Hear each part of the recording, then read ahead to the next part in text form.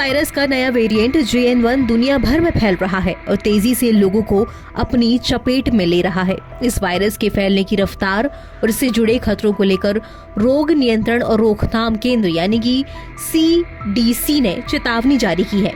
America की इस संस्था ने कहा है कि ये कोरोना वायरस का एक ज्यादा संक्रामक वेरिएंट है। ये तेजी से स्प्रेड हो रहा है और इस वजह से अमेरिकी अस्पतालों को बड़ी संख्या में मरीजों को भर्ती करने के लिए मजबूर भी कर सकता है ये वेरिएंट। CDC कोविड और फ्लू के संयुक्त प्रभाव के चलते अमेरिकी मेडिकल सिस्टम पर भारी दबाव पड़ने को लेकर अब वो चिंतित है। CDC ने कहा कि कोविड के मरीजों के अस्पताल में भर्ती होने की संख्या तेजी से बढ़ रही है। गर्मियों के बाद से सार्वजनिक स्वास्थ्य अधिकारियों की मल्टी सिस्टम इन्फ्लेमेटरी सिंड्रोम पर भी नजर है, जो कोरोना की वजह से ही होता है। देश के ज्यादातर हिस्सों में इन्फ्लुएंजा बढ़ रहा है और कई क्षेत्रों में रेस्पिरेटरी सिंकाइटियल वायरस एक्टिविटी भी बहुत ज्यादा बनी हुई है। CDC का मानना है कि आने वाले समय में हालात मुश्किल से भरे हो सकते हैं।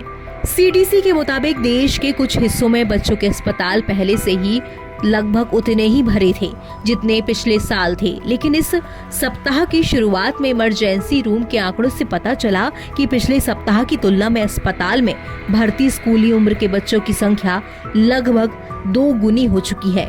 CDC का कहना है कि फ्लू के मामले भी तेजी से बढ़ रहे हैं, वहीं ज्यादा उम्र के लोगों में कोरोना वायरस की दर फ्लू से ज्यादा है। फ्लू और कोरोना की वजह से मिडवेस्ट क्षेत्र समेत देश भर में कई नर्सिंग होम पहले से ही पिछले साल की दरों को पार कर चुके हैं, जिसने स्वास्थ्य अधिकारियों की चिंता को बढ़ा दिया है। CDC का ये भी अनुमान है कि JN1 में अब वृद्धि जारी रहेगी।